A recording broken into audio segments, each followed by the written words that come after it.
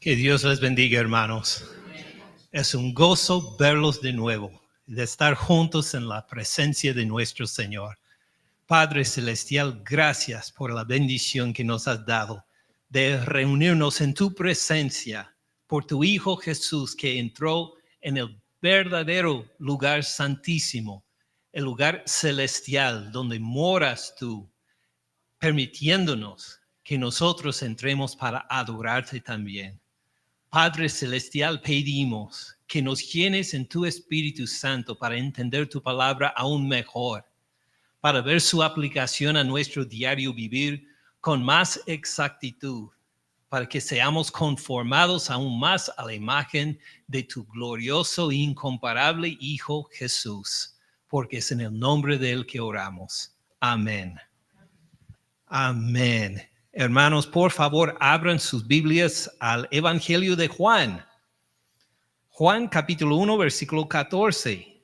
Y algunos me van a decir, pero pastor, estamos en Éxodo capítulo 26. Sí, es verdad. En la hora de la escuela dominical repasamos Éxodo capítulo 26, versículo 1 hasta versículo 30. Vimos todas las medidas del tabernáculo. Encontramos que las cortinas de la primera cobertura del tabernáculo eran más o menos igual de grande como este salón en que estamos nosotros, para darle una idea de cuán extensa era esta cobertura. Hablamos de las paredes de madera de acacia cubierto de oro, que pusieron como para dar estructura, para dar solidez a esta tienda de campaña que es el tabernáculo. Ya vimos todas estas cosas y no los voy a repetir ahora en el sermón. Lo que quiero hacer es ver una referencia al tabernáculo en el Evangelio de Juan. Y por eso, ya suponiéndose que usted entiende el Éxodo capítulo 26, versículos 1 a 30, ya entendiendo que ustedes entienden esto, vamos a ver Juan 1, 14 ahora. ¿Listos? Muy bien. Un anuncio comercial. ¿Qué anuncio comercial? Nuestra iglesia ahora tiene canal de YouTube. Entonces, en Facebook están los sermones, hay más de... Gloria a Dios. En Facebook Live hay más de 700 sermones y estudios que hemos grabado por los años. Y Facebook nos avisó de que pronto, ya han empezado, van a borrar todos que tienen más de 30 días de estar en Facebook. Entonces, simplemente estamos bajando los sermones de Facebook mientras tenemos tiempo antes del 20 de junio para subirlos entonces en el nuevo canal de la iglesia poco a poco. Cada lunes, miércoles y viernes debe haber, no voy a decir un nuevo sermón porque son sermones viejos, pero sermones de hace años de que se han olvidado. Entonces los van a escuchar como si fuera de primera vez en algunos casos.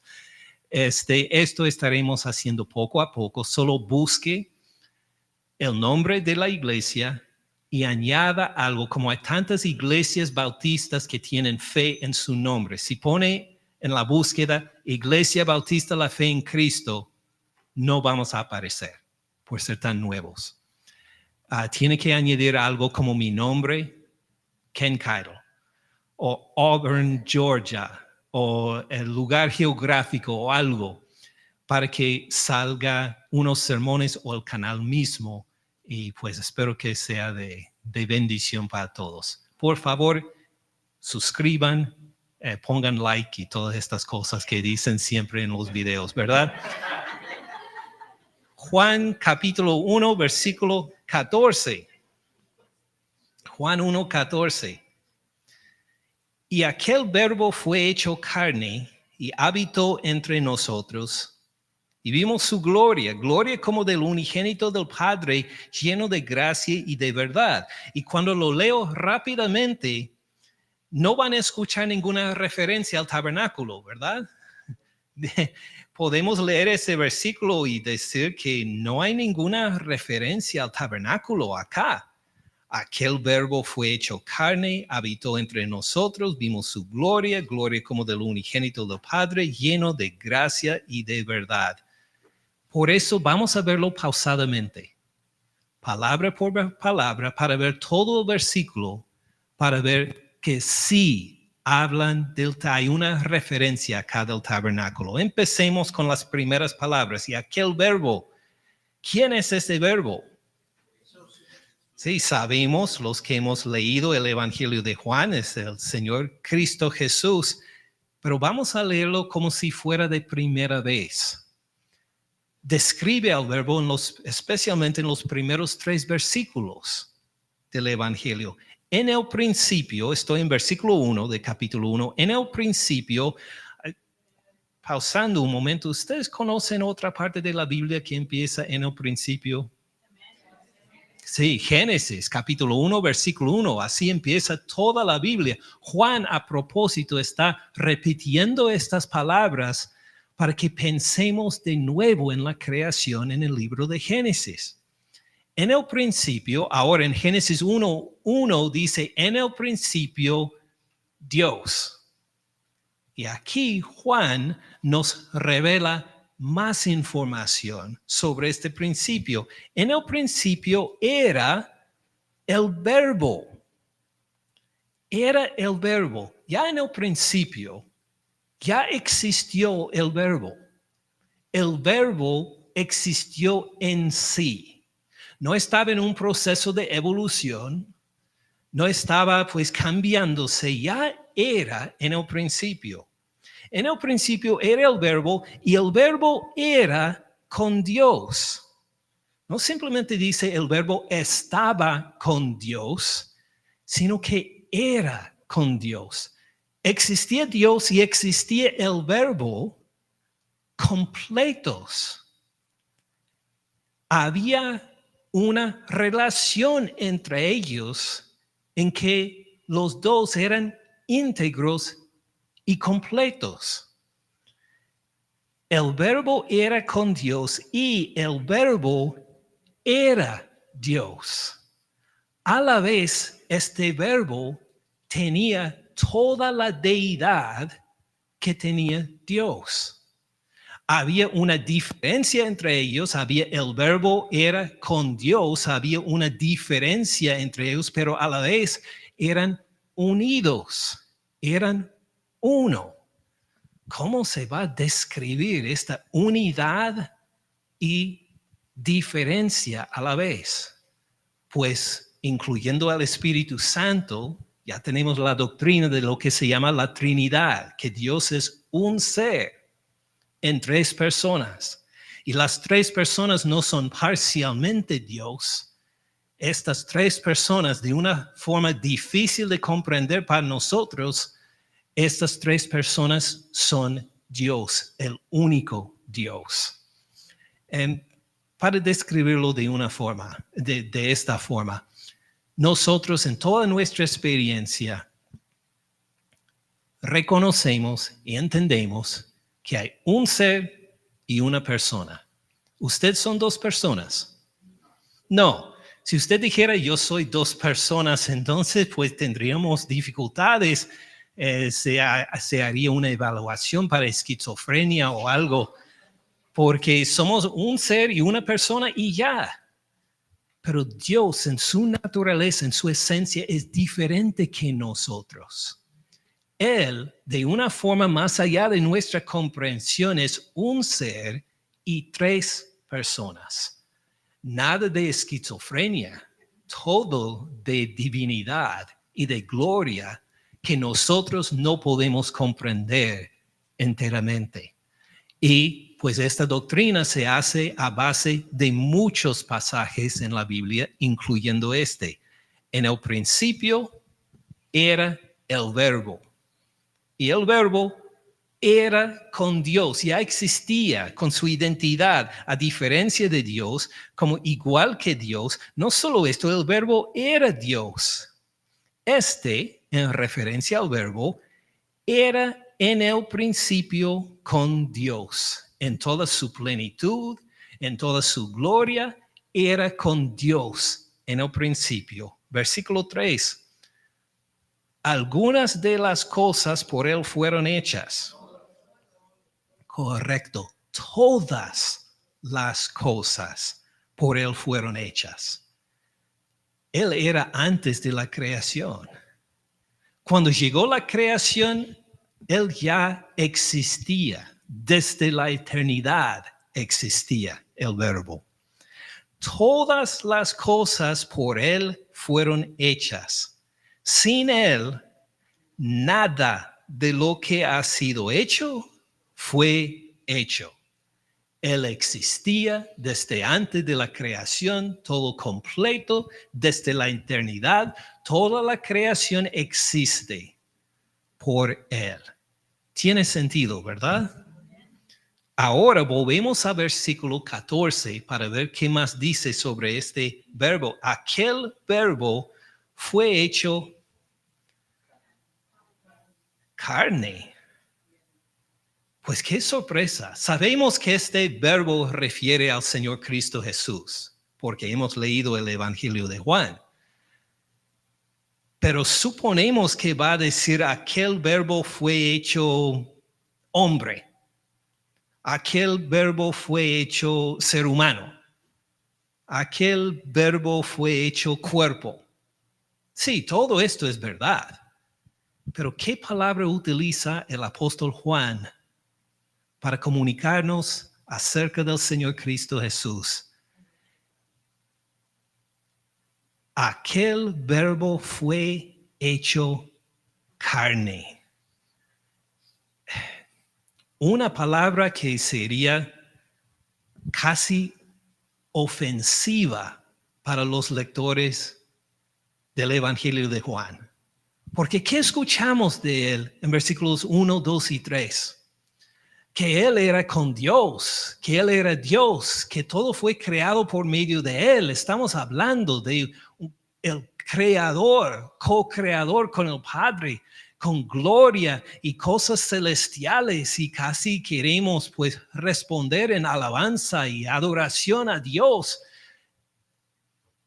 Y fue hecho carne, como todos tenemos. Fue hecho carne y hueso.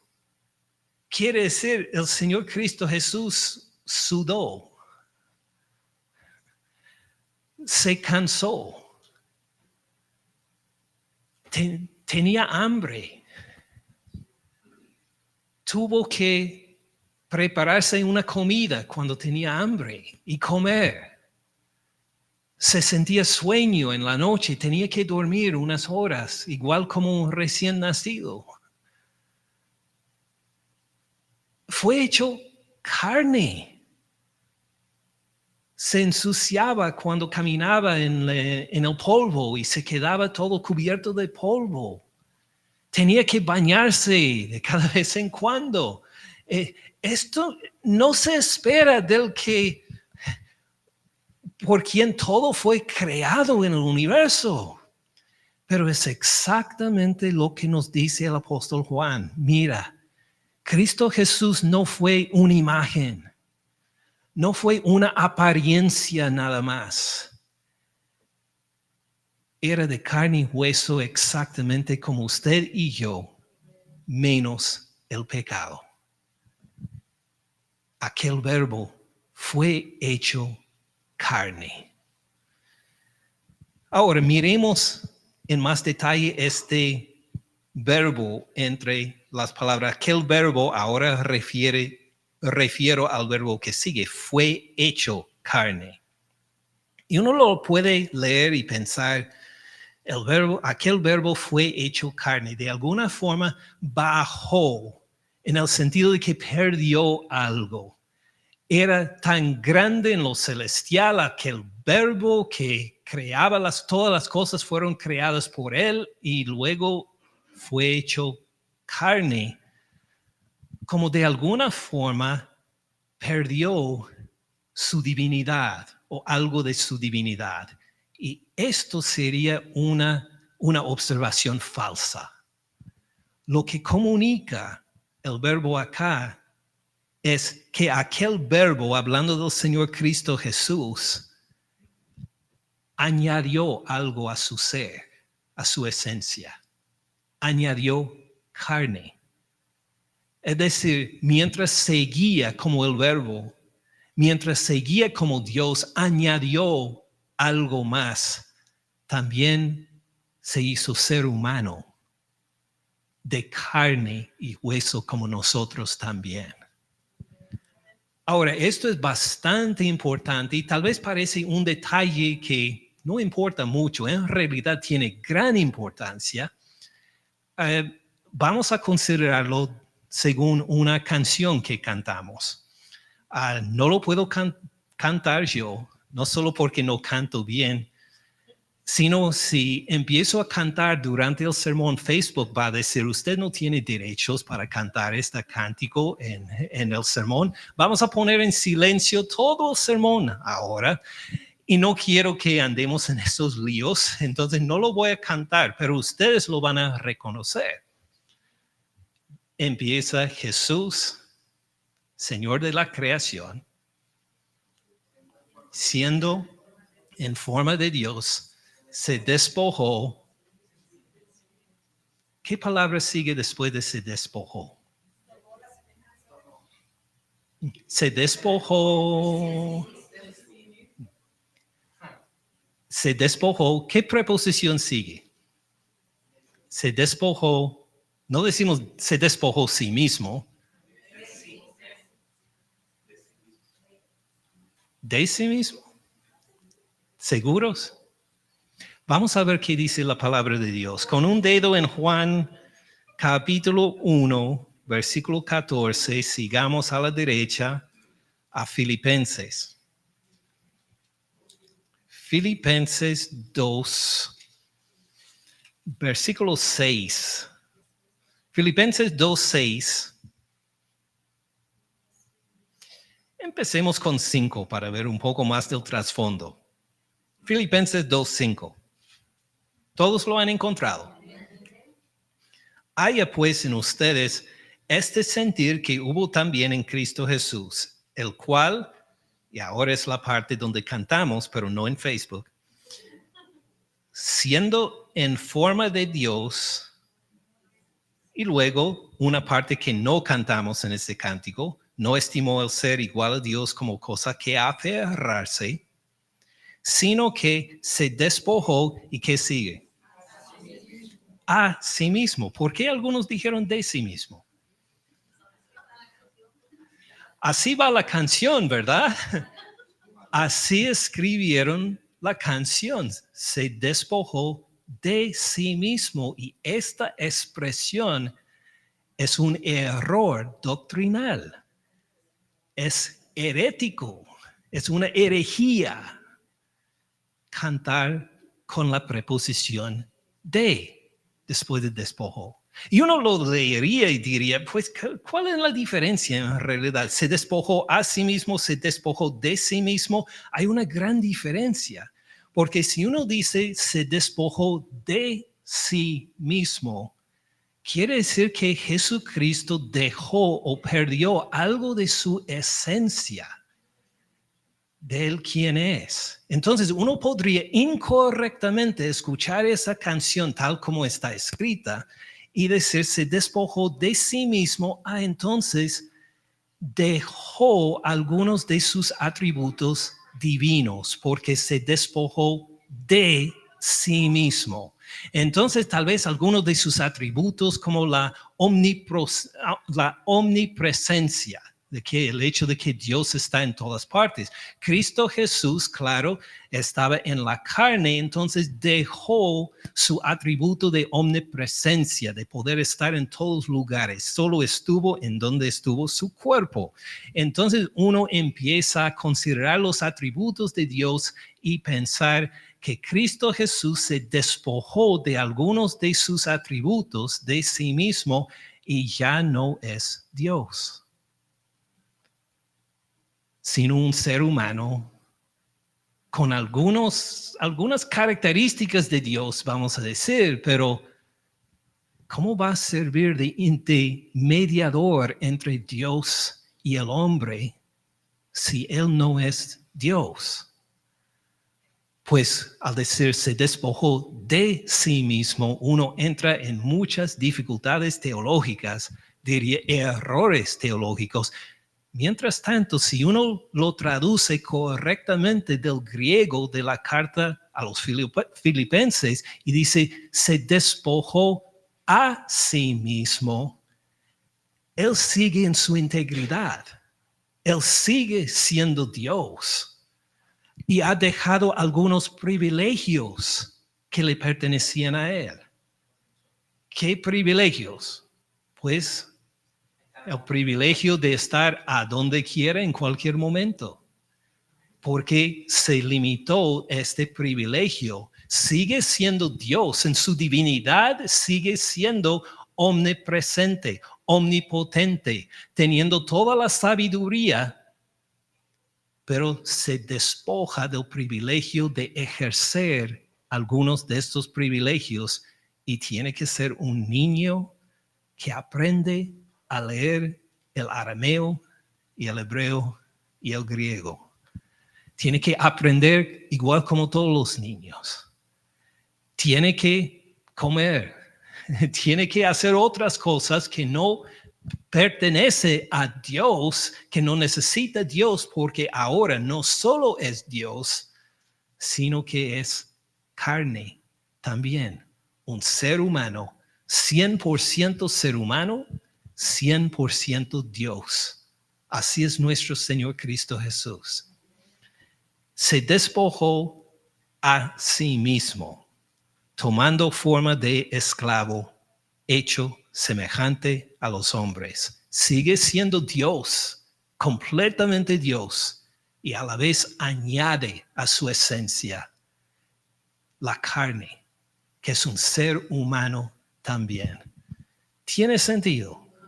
Entonces, son unos detalles importantes, teológicos, para asegurar que cuando cantemos al Señor, estemos cantando al Señor correcto, a nuestro Señor Cristo Jesús, sino que se despojó a sí mismo. Volviendo a Juan capítulo 1, versículo 14, vemos lo mismo acá, que el verbo fue hecho carne, sigue siendo el verbo, no dejó de ser el verbo, sino que ahora añade la naturaleza de un ser humano. Es un ser humano que está entre nosotros, que a la vez es Dios mismo. Aquel verbo fue hecho carne y ¿qué más hizo? Habitó. Y ahí está la palabra que refiere al tabernáculo. Porque en el griego del Nuevo Testamento, esta palabra, este verbo, no es simplemente el verbo típico para morar o convivir, sino que significa literalmente puso su tienda entre nosotros. Aquel verbo fue hecho carne y puso su tienda de campaña entre nosotros. O, pues, ustedes saben que cuando me encuentro en dificultades de vocabulario, me gusta inventar palabras, ¿verdad? Y las digo como si fueran palabras normales a veces. Y pienso que son verdaderas, pero luego me dicen, esto no existe en el español. Y ustedes siempre tienen razón en esto. Pero otros piensan, a lo mejor es un mexicanismo, pues algo que dicen los catrachos, que él aprendió en Honduras o lo que sea. No. Voy a inventar un verbo acá y les digo con anticipación porque concuerda perfectamente con lo que dice en el griego. Es aquel verbo fue hecho carne y tabernaculó. Vamos a tomar la palabra tabernáculo y vamos a convertirlo en verbo tabernacular, que significa poner su tienda como su tabernáculo entre la gente. Así hizo el Señor Cristo Jesús. Aquel verbo fue hecho carne y tabernaculó entre nosotros. Ahora considéralo un momento. No hemos estudiado todavía todo lo que hay del tabernáculo en el libro de Éxodo, pero hemos visto bastante en estos últimos 2 meses, ¿verdad? Vimos el arca del pacto. ¿Recuerdan la importancia del arca del pacto? Esta caja de madera cubierta de oro puro y todo lo que significaba para Israel. La presencia de Dios no estaba dentro de esta caja, estaba encima de esta caja, porque el arca del pacto era como un trono.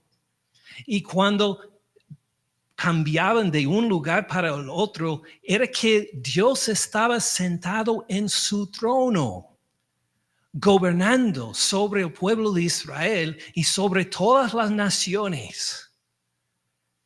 Cristo Jesús tabernaculó entre nosotros, dice Juan el apóstol.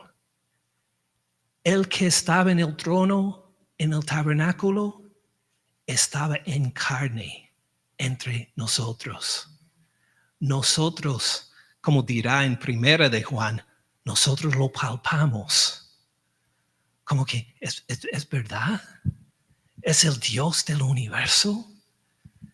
El que tiene toda justicia, el que reina sobre las naciones, a nuestro lado comiendo con nosotros porque tiene hambre.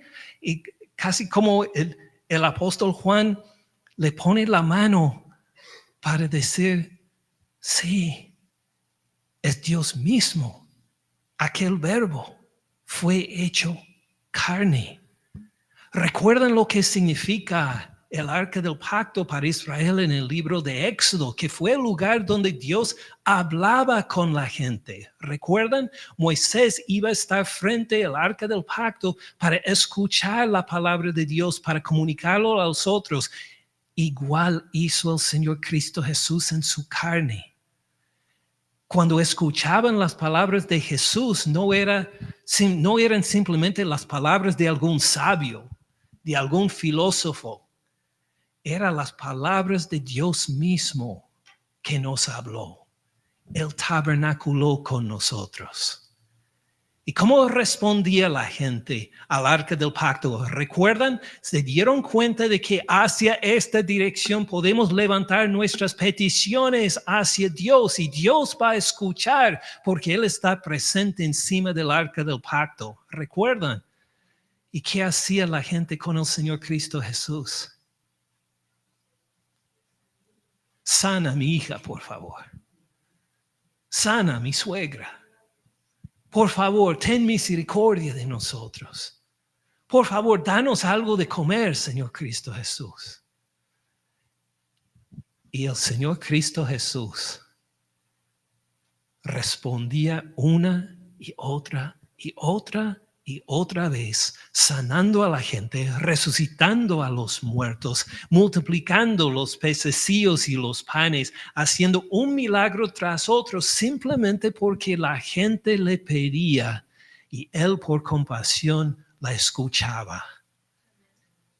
Aquel verbo fue hecho carne y tabernaculó entre nosotros.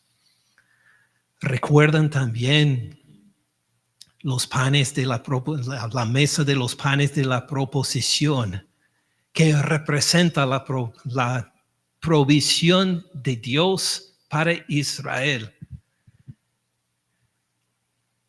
Y un día cuando había miles de personas en la presencia de Jesús y todos tenían hambre, dijeron, no han comido por 3 días.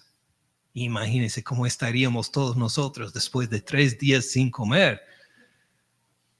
Tienen hambre. No quiero que se desmayen en camino, dice el Señor Cristo Jesús. ¿Alguien tiene comida?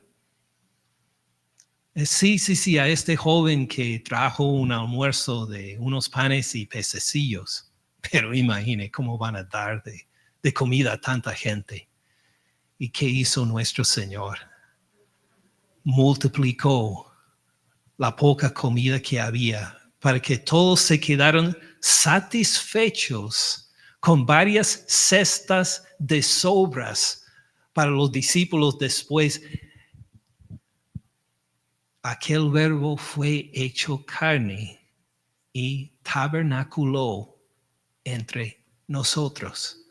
Todo lo que vamos viendo en el tabernáculo, el lugar a la mesa, ricamente ataviada y preparada para todos, para cualquier persona del pueblo de Dios, de las 12 tribus, todo esto que hemos visto de la gloria de Dios en el tabernáculo, encuentra su cumplimiento en el Señor Cristo Jesús, aquel verbo que fue hecho carne y que tabernaculó entre nosotros.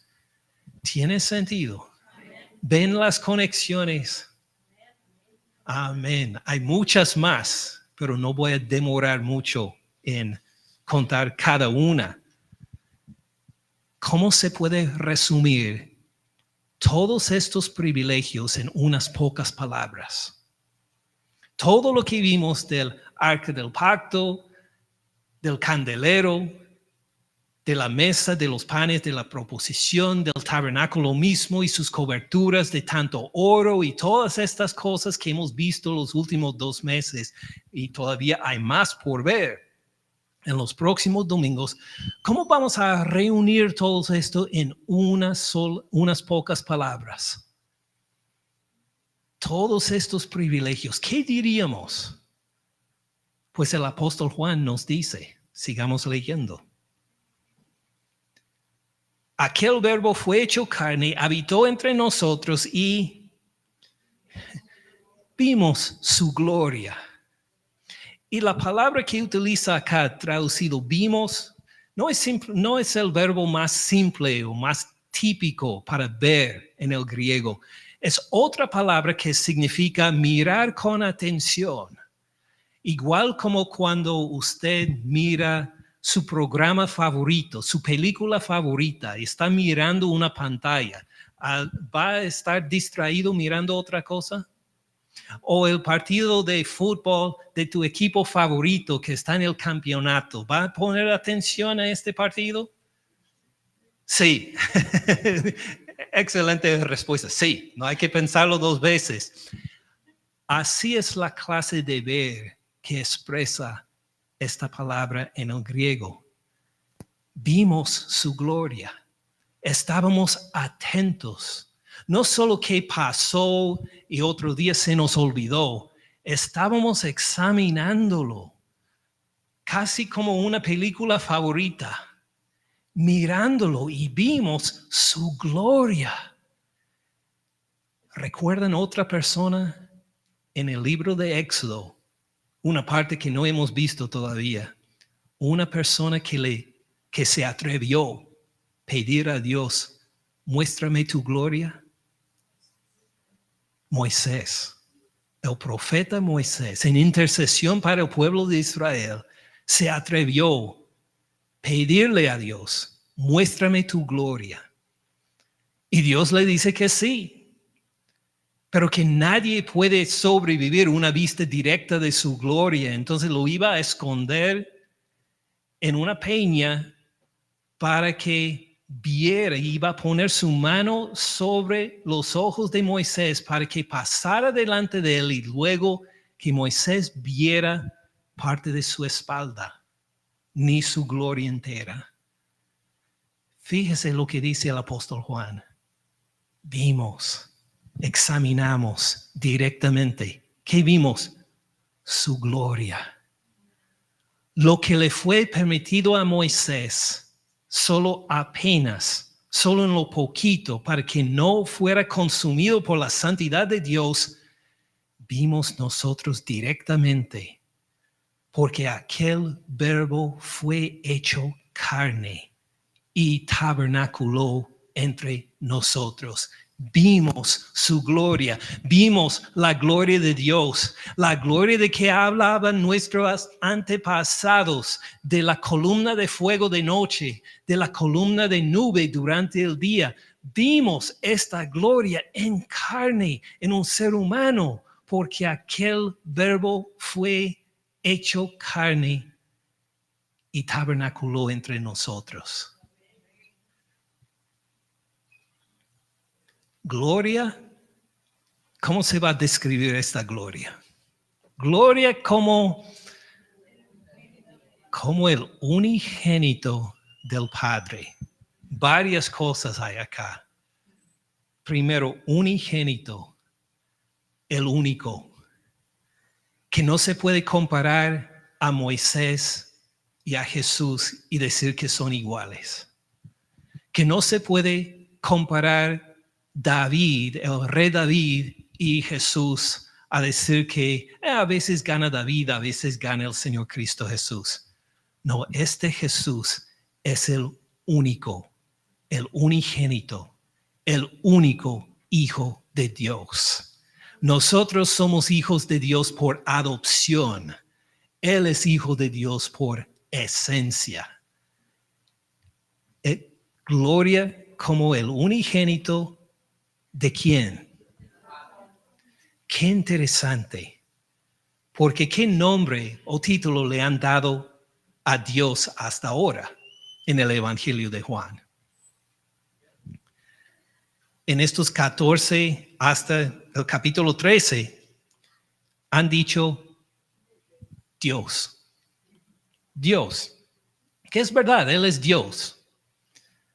Pero ¿qué nombre le pone a este ser ahora en el versículo 14? Es el unigénito del Padre. Dios, primero que todo, es el Padre del Señor Cristo Jesús. Claro, el Padre perfecto, el Padre incomparable.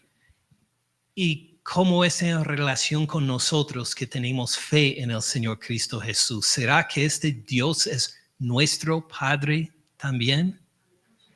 Exactamente. Un Padre que nunca falla. Un Padre de verdad. Un Padre de misericordia. Un Padre de amor. Un Padre que nunca abandona a los suyos. Un padre que nunca es demasiado preocupado en otras cosas para no escuchar el clamor de sus hijos. Un Padre perfecto es nuestro Padre celestial, ahora por el Señor Cristo Jesús. Aquel verbo fue hecho carne y tabernaculó entre nosotros.